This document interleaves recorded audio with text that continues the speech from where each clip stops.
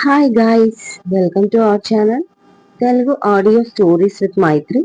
నా ఛానల్ని ఎవరైనా ఫస్ట్ టైం చూస్తున్నట్టయితే తప్పకుండా లైక్ చేయండి, హ్యాపీ ఇవ్వండి, షేర్ చేయండి అండ్ సబ్స్క్రైబ్ చేసుకోండి. ఎన్నాళ్ళదో ఈ బంధము పార్ట్ 55. ఇక లేట్ చేయకుండా స్టోరీలోకి వెళ్ళిపోదాం.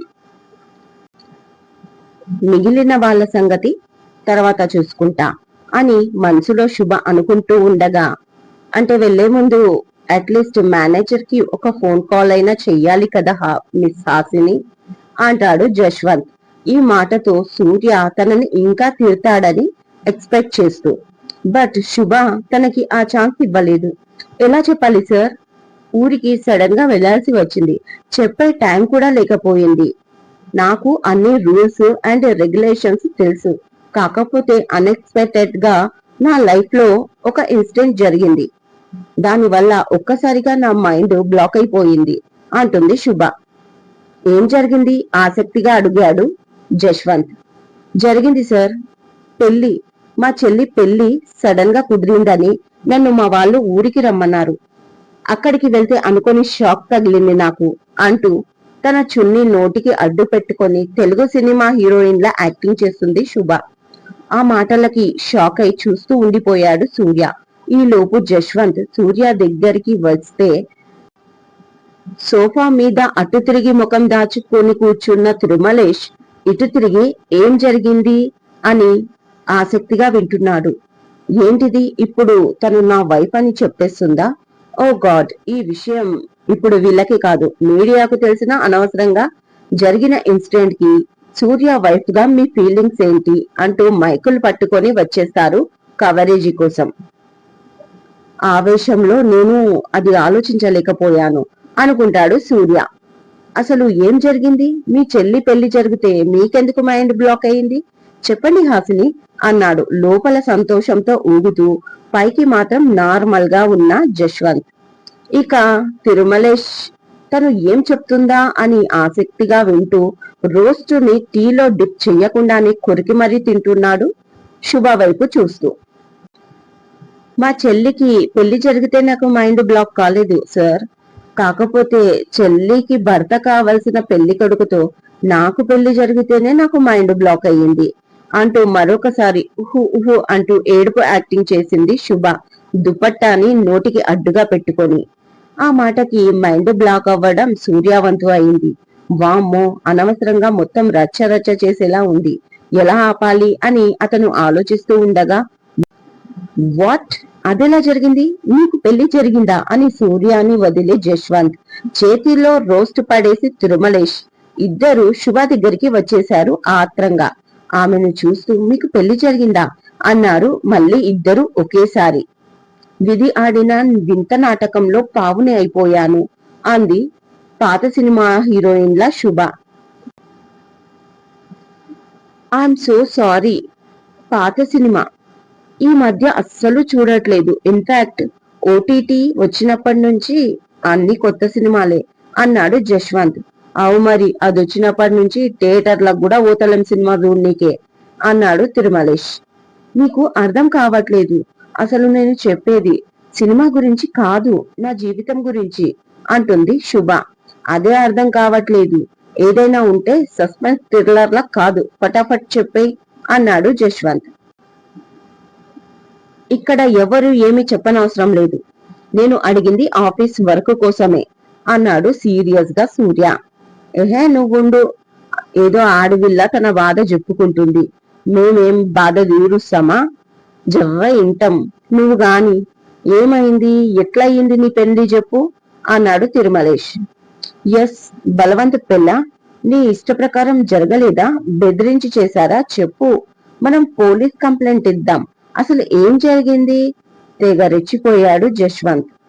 అప్పుడు తన పెళ్లి ఎలా జరిగింది చెప్పడం మొదలు పెట్టింది శుభ. రవలి ముహూర్తం టైంకి మండపం నుంచి పారిపోవడం, తను వాళ్ళ బావని అనుకోకుండా బలవంతంగా పెళ్లి చేసుకోవడం, ఆ జరిగిన సిచ్యువేషన్ సేమ్ టు సేమ్ అంతా ఇక్కడ అప్లై చేసేసింది. ఎలా జరిగిందో చెప్పింది, కానీ ఎక్కడ సూర్య పేరు మాత్రం లీక్ చేయలేదు. కాకపోతే అంత సడన్ గా జరిగిపోయింది, అందుకే ఆఫీస్ లో ఇన్ఫార్మ్ చెయ్యలేదు అన్నట్లుగా క్రియేట్ చేసేసింది శుభ. దాంతో ఇద్దరు తెగ జాలిపడ్డారు తన పైన. అయ్యో అట్లయిందా, మరి మీ బావ మంచోడేనా, ఎప్పటికైనా లగ్గం చేసుకోవాలి కదా, ఇక అడ్జస్ట్ అయిపో అన్నాడు తిరుమలేష్. అలా ఎలా అడ్జస్ట్ అయ్యేది? ఒకవేళ అడ్జస్ట్ అయి ఉంటే తను ఎందుకు వచ్చి ఏడుస్తుంది? గ్యారంటీగా వాళ్ళ బావ సాడిస్ట్ అయి ఉంటాడు. హాసిని, నేను చెప్పేది నిజమేనా? నువ్వు ఈ పెళ్లితో హ్యాపీగా లేవు కదా అన్నాడు జశ్వంత్.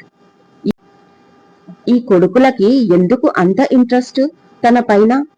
ఇప్పటి వరకు ఇద్దరిని చాలా ఇబ్బంది పెట్టింది, కానీ ఎదవలు మర్చిపోయారు, పైగా నన్నే శాడిస్ట్ అంటున్నారు అని సూర్య మనసులో తిట్టుకుంటాడు. కరెక్ట్ గా గెస్ చేశారు జశ్వంత్ సార్. నా భర్త పచ్చి తాగుబోతు, రోజు వచ్చి కొడుతున్నాడు అని శుభ అనగానే ఇద్దరు కళ్ళు మెరిశాయి సంతోషంగా. ముఖ్యంగా జశ్వంత్. దేకో క్యా హువా, ముझे రిజెక్ట్ కియానా, భగవాన్ ని అచ్చా సబక్ సికాయా ఇస్కో అన్నాడు సూర్యతో హిందీలో. దానికి మీనింగ్ చూసావా ఏం జరిగిందో? నన్ను రిజెక్ట్ చేసింది కదా, దేవుడు మంచి గుణపాఠం చెప్పాడు తనకి అని హిందీలో సూర్యకి జశ్వంత్ చెప్పాడు. దాంతో అయిపోయింది పో, అది ఊరు అమ్మాయి అనుకొని హిందీలో రెచ్చిపోతున్నాడు. ఆల్రెడీ దానికి కరాటేలో బ్లాక్ బెల్ట్ కూడా ఉంది, హిందీ లాంగ్వేజ్ కూడా వచ్చి ఉంటుంది. అనవసరంగా పప్పులో కాలేస్తున్నారు ఎదవలు, తర్వాత మీకుంటుందిలే అని మనసులో అనుకుంటూ Surya, stop it, what nonsense, ఇది ఫ్యామిలీ అండ్ పర్సనల్ ఇష్యూ వచ్చి ఇక్కడ చెప్పడానికి ఆఫీస్ లో పెట్టుకొని కూర్చున్నాం అనుకుంటున్నారా, లేక ఇదేమైనా రచ్చబండ టీవీ షో అనుకుంటున్నారా? అనవసరంగా కంపెనీ టైం అండ్ నా టైం వేస్ట్ చేస్తున్నారు. మర్యాదగా మీరిద్దరూ వెళ్లి మీ షెడ్యూల్ చూసుకోండి అంటూ జశ్వంత్ తిరుమలేష్ కి చెప్పి, అండ్ యూ, నేను నీతో మాట్లాడాలి అన్నాడు కోపంగా శుభని చూస్తూ సూర్య. ఓకే, మేం తర్వాత మీట్ అవుతాం అంటూ ఇద్దరు వెళ్లిపోయారు. సూర్య కోపం చూసి వాళ్ళు అటు వెళ్ళగానే మేనేజర్ కి కాల్ చేసి ఒక హాఫ్ అన్ అవర్ ఎవరు డిస్టర్బ్ చెయ్యొద్దు అని చెప్పి వెంటనే సూర్య శుభ చెయ్యి పట్టుకొని బాల్కనీ వైపు తీసుకెళ్లి దూరంగా ఉన్న సోఫా దగ్గరికి వెళ్లి అందులో కుదేశాడు. ఏంటే బ్లాక్మెయిలింగ్ చేస్తున్నావా నన్ను? ఇప్పుడు నాకు పెళ్ళైన విషయం, ఐ మీన్ మన పెళ్లి విషయం బయట పెడతానని ఇండైరెక్ట్ గా బెదిరిస్తున్నావా అని ఆర్చాడు ఆమె కళ్ళలోకి చూస్తూ సూర్య. శుభ మాత్రం సైలెంట్ గా అతన్ని చూస్తూ ఉంది, ఎలాంటి ఎక్స్ప్రెషన్స్ ఇవ్వట్లేదు. అతను అంత రూట్ గా బిహేవ్ చేసినా కూడా పట్టనట్లు. ఏంటే గుడ్లగూబ కళ్ళేసుకొని ఏంటా చూపు, ఏదైనా వాగు, అసలు నీ మనసులో ఏముందో అర్థం కావట్లేదు అని మనసులో అనుకుంటూ, నేనొద్దా చెప్పు, ఈ రిలేషన్ కి ఇక్కడే స్టాప్ చెప్పేస్తూ డివోర్స్ ఇచ్చేస్తాను. నేను అక్కర్లేదు అన్నప్పుడు నాకు కూడా నువ్వు అక్కర్లేదు, అండ్ డివోర్స్ కి ఓకే అయితే ఇక నువ్వు ఆఫీస్ లో కనిపించడానికి వీల్లేదు, వెంటనే రిజైన్ చేసేయి, అర్థమైందా అంటూ అరిచాడు సూర్య. అసలు తనకి ఏం మాట్లాడాలో తెలియట్లేదు. వెంటనే చికాకుగా విండో నుంచి బయటికి చూస్తూ అటువైపు తిరిగి నిలబడ్డాడు. కొన్ని నిమిషాలు గడిచాక, నేను మిమ్మల్ని బ్లాక్ మెయిలింగ్ చేయడానికి రాలేదు, జస్ట్ ఇక్కడ జాబ్ చేయడానికి వచ్చాను అంటుంది శుభ. మరి పెళ్లి మ్యాటర్ ఎందుకు తీసావు అని? నేనేమైనా భయపడుతున్నానా? చెప్పుకో. భయపడితే భయపడడానికి నేనేం పిచ్చివాణ్ణి కాదు, పసిపిల్లవాడిని, అంతకంటే కాదు. నువ్వే కాదు, నన్ను ఎవరూ భయపెట్టలేరు, అర్థమైందా? ఆ దీక్ష కూడా అన్నాడు కోపంగా సూర్య. నేను ఎవరి టాపిక్ తీయట్లేదు, నాకు అనవసరం కూడా ఆ టాపిక్. మీరు ఆఫీస్ కి ఎందుకు రాలేదు అని అడిగినందుకు నేను ఏం చెప్పాలో తెలియక ఆ మ్యాటర్ తీశాను, అంతే తప్ప మిమ్మల్ని బెదిరించడానికి కాదు. ఇప్పుడు మీరు నన్ను ఈ జాబ్ మానేయమన్నారు కదా, సరే మానేస్తారు, నా క్వాలిఫికేషన్ కి తగ్గ మరొక జాబ్ దొరికాక మీరు చెప్పినట్లే రిజైన్ చేస్తాను అంటూ పైకి లేచింది వెళ్లిపోవడానికి శుభ. ఓ, అంతవరకు వచ్చిందా, అయితే డైవర్స్ కూడా అడగవే, ఇచ్చి పడేస్తాను అన్నాడు వెనక నుంచి కోపంగా సూర్య.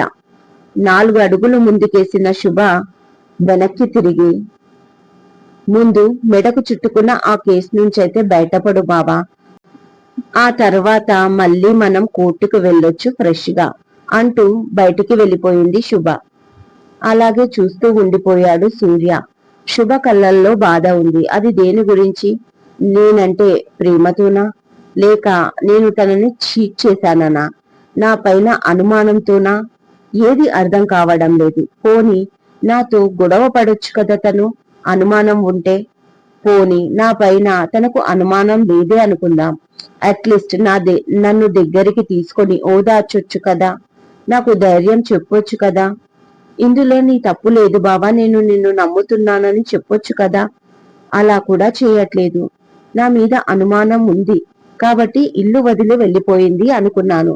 మరి ఆఫీస్కి ఎందుకు వచ్చింది? వెళ్ళిపోవాలి కదా ఊరికి.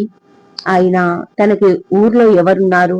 అట్లీస్ట్ ఆఫీస్కి అన్నా రాకుండా ఉండాలి కదా. అలా లేదు. తను పైకి స్ట్రాంగ్ గానే కనిపిస్తుంది. అసలు తన మైండ్ లో ఏం రన్ అవుతుందో అర్థం కావట్లేదు. నాకు మాత్రం శుభ కావాలి అనిపిస్తుంది. ఏం చేయాలి? ఏం చేస్తే శుభని దక్కించుకోగలను?